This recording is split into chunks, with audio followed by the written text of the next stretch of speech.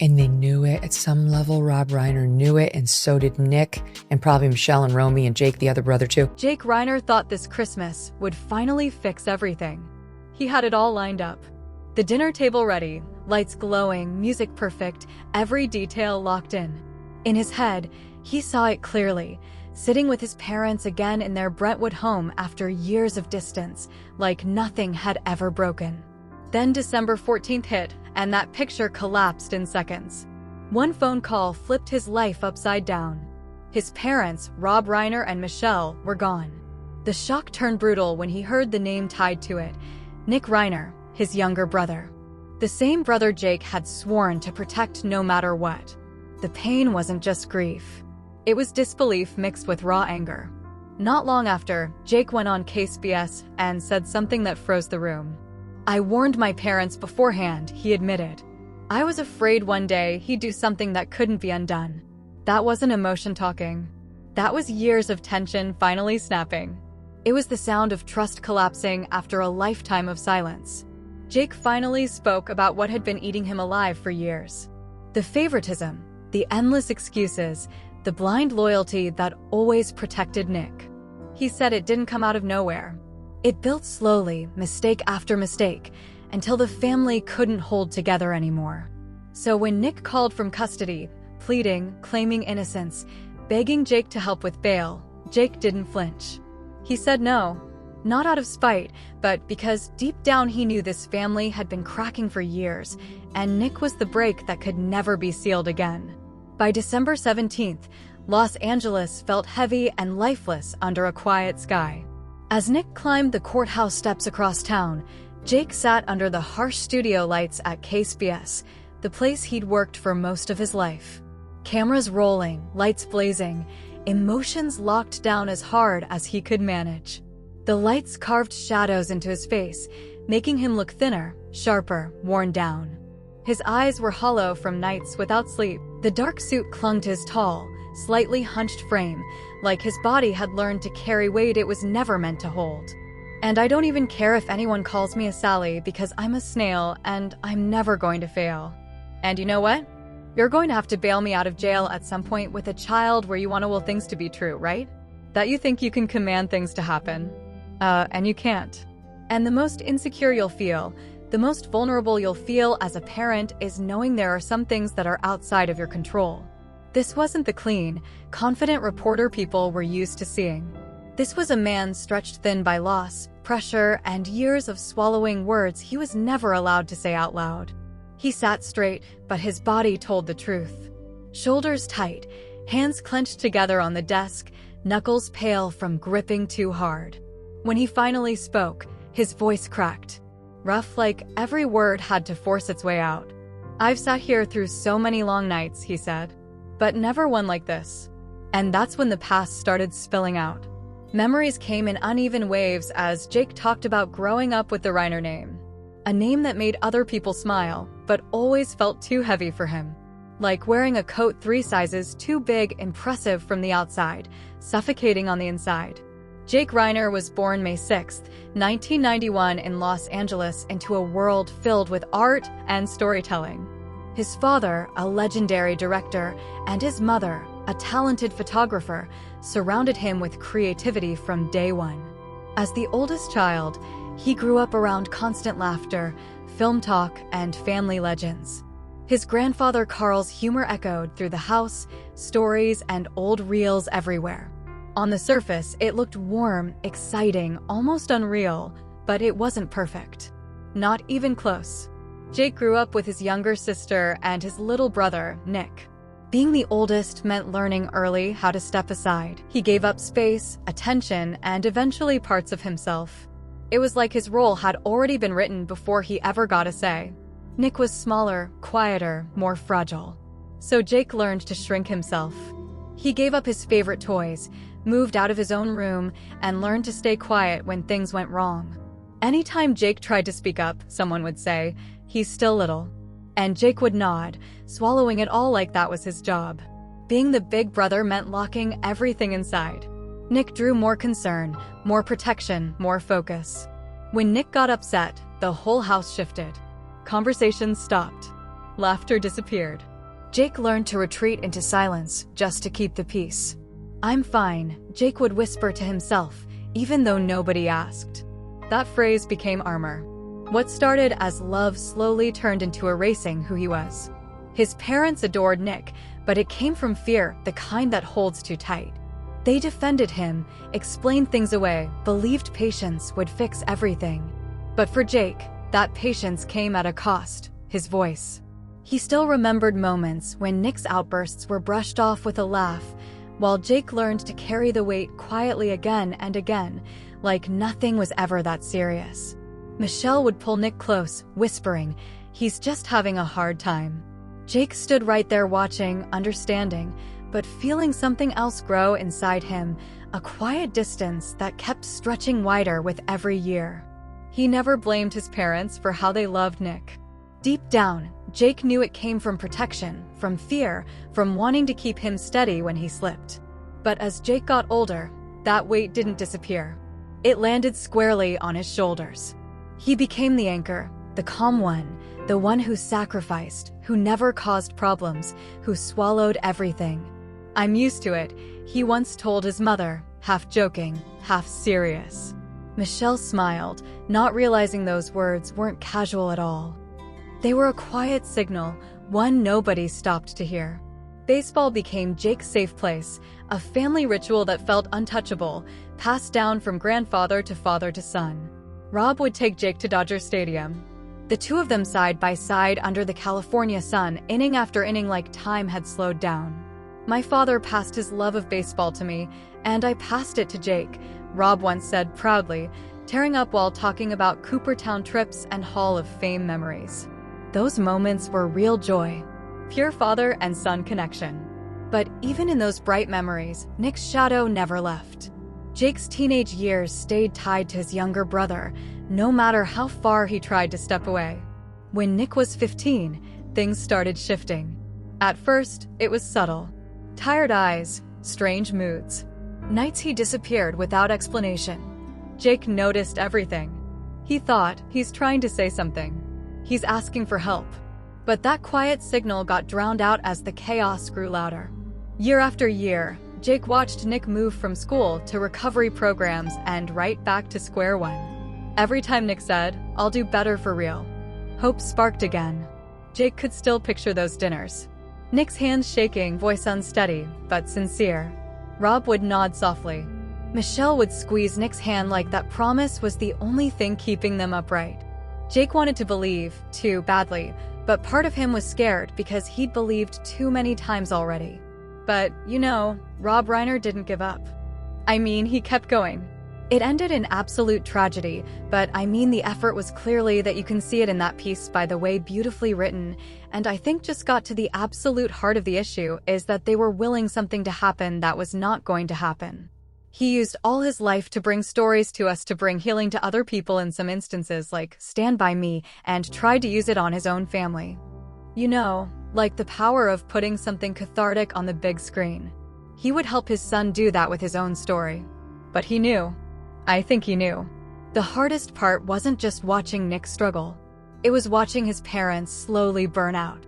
Each setback drained them more. And Jake saw it clearly. Rob started aging fast. His shoulders slumped under quiet worry. Conversation shortened. Silence filled the gaps. Michelle lived on edge, waiting for calls, messages, any sign that Nick was okay somewhere out there. Every day became a test of hope versus heartbreak.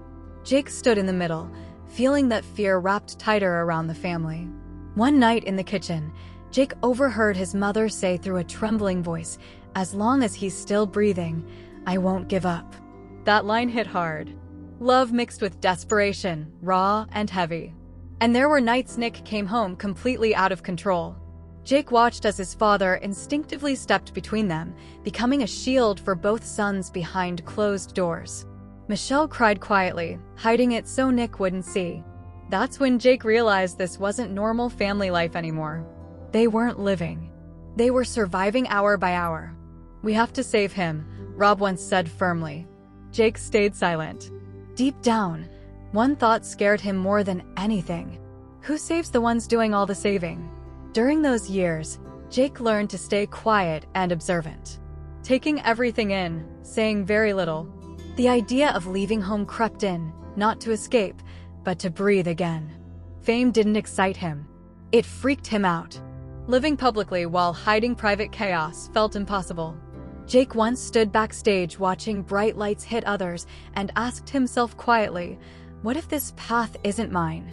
That question followed him for years like a shadow. So, even carrying the Reiner name, Jake didn't rush into Hollywood like everyone expected. He chose his own lane, something real. He enrolled at Syracuse University studying broadcast journalism, and for the first time something clicked. Walking into a newsroom lit something up inside him. Storytelling, truth, purpose. I only have one other passion, Jake once said. A passion for news. After graduating, he went all in, starting small at local stations like Kion and Salinas, then moving to KPRC Channel 2 in Houston from 2016 to 2018. Those years shaped him not just as a reporter, but as a man. Coworkers respected him, calm, professional, easy to talk to, especially on tough real-life stories involving law enforcement and the community. Jake Reiner was finally building something of his own, far from the shadows. And for the first time, it felt right. Jake climbed the ranks the hard way. Small towns first, bigger markets later, earning every inch step by step. One day it was human interest stories, the next it was live sports chaos. Before long, viewers recognized him. Calm voice, sharp focus, steady presence that pulled people in. But when the lights shut off and the suit came off, that old emptiness crept back in.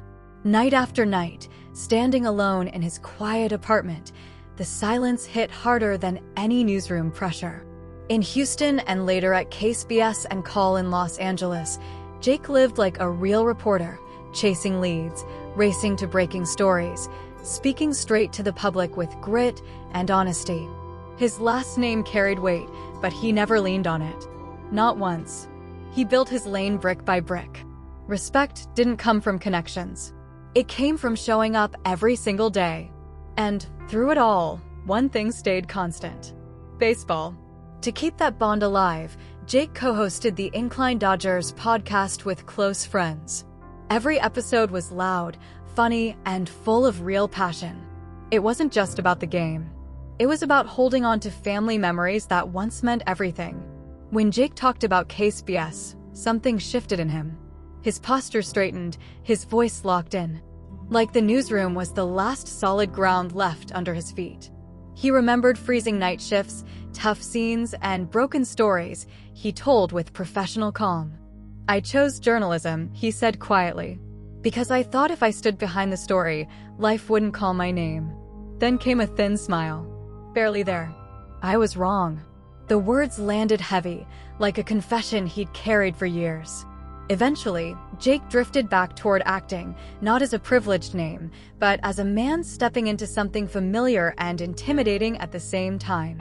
He moved carefully, carrying both fear and quiet courage. Roles came slowly. Television, film, light comedies, raw dramas. Jake never tried to dominate a scene. He didn't shout to be noticed. He slipped into roles with restraint, carrying the weight of someone who'd lived through pressure and reflection. People noticed. He wasn't just Rob's son anymore. He was Jake Reiner, layered, grounded, human. Then 2023 changed everything. He appeared in respected projects like Curb Your Enthusiasm, For All Mankind, and American Crime Story. But it was his lead role in Love and Tax that stunned people. His performance earned him Best Actor at the Myrtle Beach International Film Festival in 2024. A moment that finally shut down the doubters. Even his smaller roles like in Shock and All left a mark. Proof that Jake had found something rare. The fusion of a journalist's eye and an artist's soul. The hardest thing Jake ever admitted on air came quietly. He said that during those rare silent moments between takes, his thoughts always went back to his parents. Even surrounded by cameras and crews, he wasn't performing for directors or critics.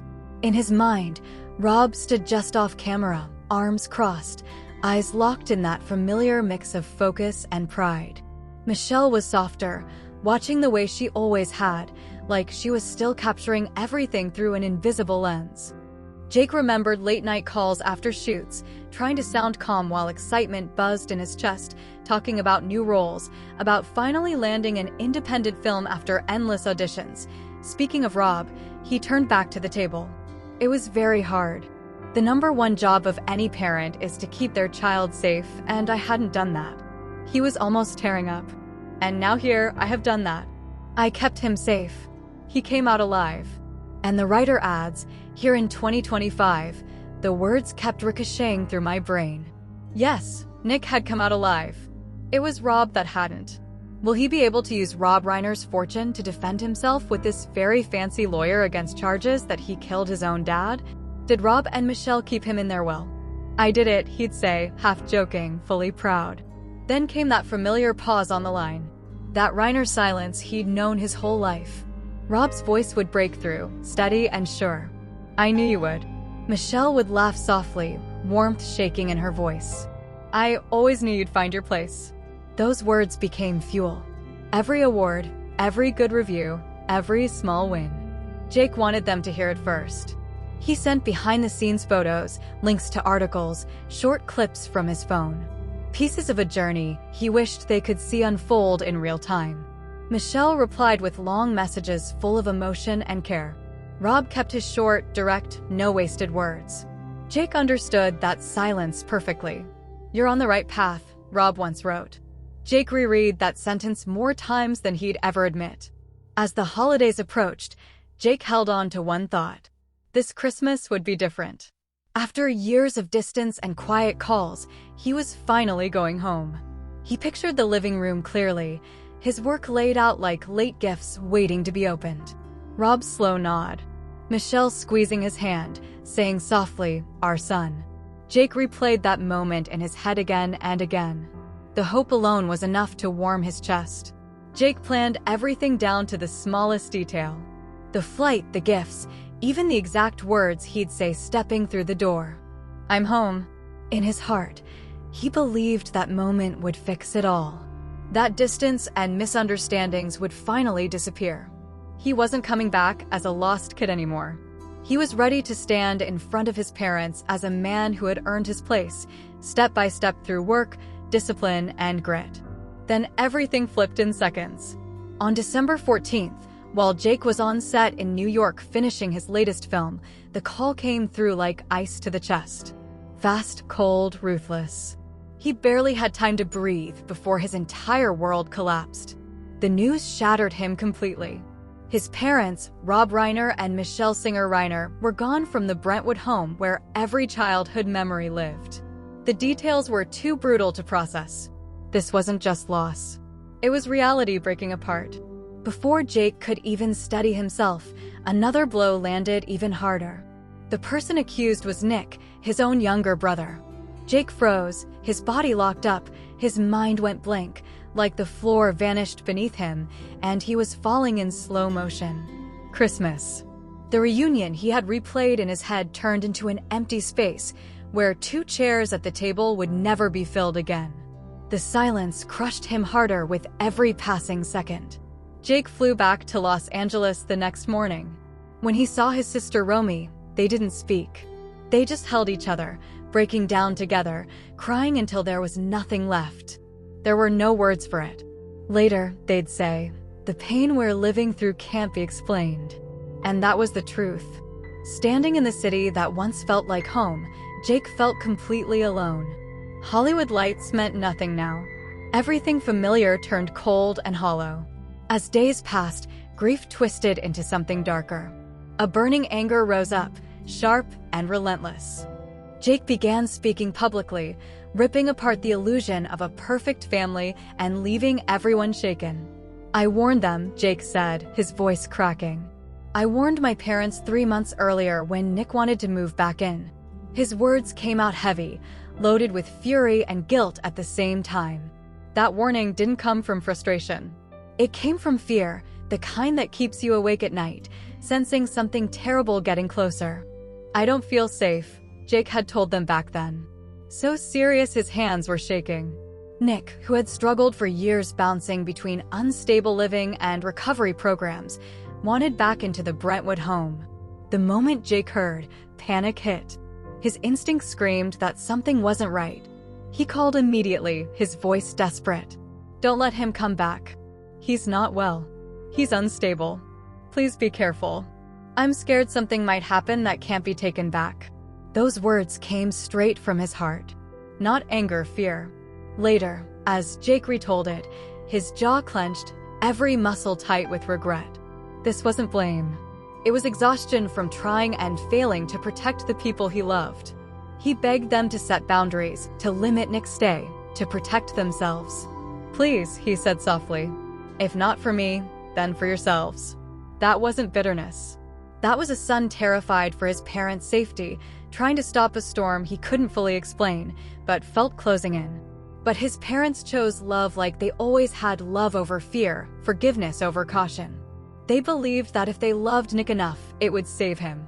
Jake remembered the call clearly, his father's calm voice saying, "Son, Nick is your brother. He's trying to change. We're family." Those words haunted him. Then Michelle's gentle voice followed, warm and reassuring. "We'll keep an eye on him, sweetheart. We'll help him through it." Jake couldn't shake the dread in his chest. He tried again, reminding them of Nick's unpredictable outbursts. The long nights, the years of instability, but compassion drowned out every warning. Then the unthinkable happened.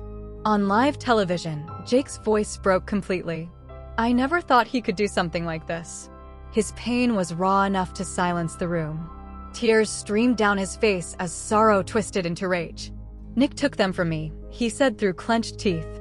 "I warned them, and nobody listened." This wasn't just grief anymore. It was betrayal, ripping him apart from the inside. That rage collapsed into something heavier, choking guilt. Jake replayed everything over and over. Should I have come home sooner, spoken louder, fought harder? If I had come back earlier, he whispered, eyes hollow. Would things be different? The silence that followed was unbearable. When Jake thought of Nick, emotions tangled together. Anger, sorrow, pity, disbelief, all crashing at once. "He's my brother," Jake said quietly, voice shaking. "But he's also the person who took my parents away from me." The words barely made it out. His body gave out. Shoulders slumped. Hands shook. Tears fell quietly but nonstop, like years of pressure finally breaking. "I warned them." He whispered again, like repeating it might rewrite the past. Then the room went silent. Jake's phone buzzed. One vibration. A number flashed on the screen. He knew it instantly. Nick. Jake stared at it, frozen between love and fury, between answering and throwing the phone away. For a long moment, he didn't move, afraid that picking up would drag him straight back into a nightmare he wasn't ready to face yet. On the other end of the line, Nick's voice came through, hoarse, frantic, shaking with fear. You could hear the panic of someone whose world had completely collapsed. He spoke fast, barely breathing, like silence itself might end the call. "I didn't do it," Nick kept repeating. "It's not what they're saying." Everything just spiraled. His words crashed into each other, messy and desperate. Like he was drowning and grabbing at anything. "Please believe me," Nick begged, his voice cracking. "You're the only one I have left." Jake shut his eyes tight, gripping the phone until his knuckles turned white. That voice hit him hard. It wasn't just a grown man anymore. It was the same trembling voice of the little brother he'd spent his whole life trying to protect. "But spend time with your kids, you know? I mean, this is a perfect example. Before it's too late." "Yeah. And do it early." "Yeah. They've got to know now. Like our kids are 16, 14, and 12. And we've been doing this our whole lives, but like have dinner with your children ideally 7 nights a week." "No, I'm not kidding. Don't commit them to a sport that makes that impossible. Like at least 5 nights a week. Sit with them, drive them to school, like spend the time.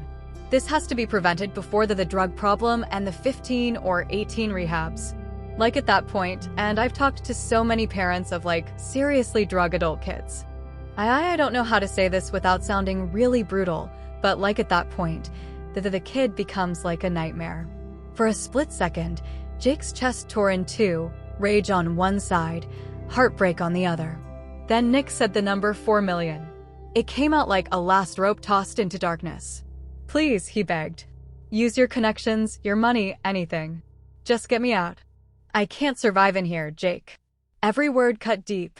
Each sentence sliced through wounds that were already wide open. Love and fury slammed into each other inside him. Jake could almost hear his parents' laughter echoing faintly in his head. He could picture their faces, calm, warm, gone forever. His heart pounded as he stood between two cliffs. Loyalty on one side, truth on the other. Finally, Jake pulled in a breath so deep it shook. "Nick," he said quietly, his voice barely holding. "I can't." The line went dead silent. Seconds stretched like hours. Those 3 words landed heavy and cold. Not out of cruelty, but from a heartbreak so complete there was no space left to bend. Nick exploded. His voice snapped into rage, panic, and disbelief all at once. He shouted accusations. Said Jake betrayed him. Said he was just like everyone else. "You're abandoning me," Nick screamed. Jake squeezed his eyes shut as tears spilled faster than he could stop them. "I'm not abandoning you," Jake said, his voice breaking. "But I can't save you this way." Then came silence. Not the quiet that follows yelling, but the kind that crushes your chest. Heavy. Final. The call ended with ragged breathing, then nothing. Just a dead screen and a ringing stillness. Jake stared at the phone, heart slamming so hard it hurt. It felt like he'd cut the last thread tying him to his brother, the last piece of family he had left. He didn't know if Nick understood him. He didn't know if he ever would. He didn't even know if he'd done the right thing. All Jake knew was this: sometimes love isn't enough. And realizing that might be the cruelest lesson life can give. When Jake's report ended that night, December 17th, the world froze. Viewers stayed glued to their screens, unmoving like standing up would make it real. Then the internet lit up, but not with noise. No screaming debates, no cheap reactions, just quiet heartbreak. Messages poured in. "I couldn't breathe watching this. I've never seen pain like that on live TV. This broke me." In that moment, Jake wasn't just a reporter anymore. He was a man standing fully exposed, showing the world what real loss, real conflict, and real restraint look like. He wasn't a TV personality or a celebrity son anymore. He was just a broken son standing in front of millions, letting the world see what real loss looks like. People admitted they cried watching it. Even viewers who had never known the Reiner family said it felt too intimate, too raw, like stepping into someone else's private pain. Some couldn't finish it the first time. A few said they turned the TV off halfway through, then turned it back on minutes later, unable to look away. This wasn't news anymore. It was pain laid bare, unfiltered, impossible to ignore. One viewer wrote online, "I watched the news to understand other people's lives, but tonight I felt like I was witnessing pain no one should ever have to carry in public." That comment captured everything. Across social media, the reaction exploded, but not with arguments or noise. It was heavy, emotional, honest. People spoke from the gut. On one side was collective grief for Rob Reiner, whose work had brought joy and comfort to generations, now overshadowed by unbearable tragedy.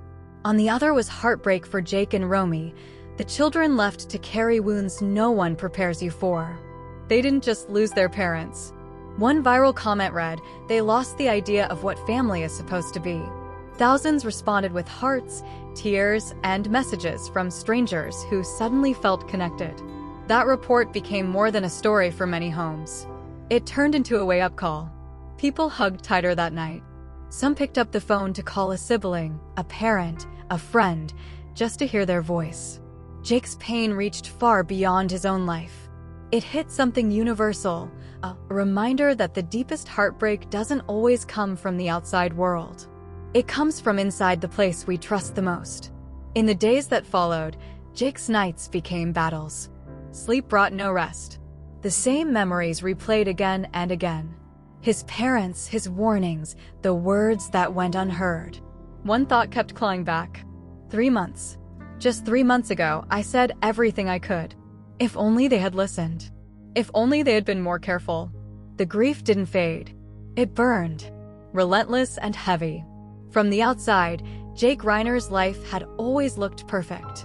Respected journalist, rising actor, legendary last name. But strip all that away, and what remained was painfully human. A man who carried silence too long, who saw danger coming, who warned everyone and was ignored. That's what made the pain impossible to escape. It wasn't just loss. It was knowing he saw it coming. That knowledge became its own punishment. Jake didn't only lose his parents. He lost faith in the belief that love and warnings are always enough. The idea that family alone can fix everything shattered completely. Awards, roles, recognition, none of it mattered now. One question drowned out everything else. If they had listened to me that day, would things be different? Jake now lives with a wound time can't touch. One made of grief, guilt, and love that will never feel complete. When he spoke out, it wasn't for attention or sympathy. It was his last attempt to turn unbearable pain into a warning for others, hoping no one else would have to live with the same silence and regret. The truth his story leaves behind is uncomfortable but real. Family isn't built on love alone. It's built on listening, on seeing clearly before things break beyond repair. Some warnings don't get second chances. Some holidays never come back the same. If you stayed until the end of this story, thank you. This wasn't easy to hear. If Jake's journey made you feel something, if it reminded you of your own family, your own pain, or your own strength, share it in the comments. Not to judge, but to connect. And if you want more stories that go deeper than headlines, stories about real people and real consequences, make sure to like, subscribe, and share. Your support keeps these conversations alive.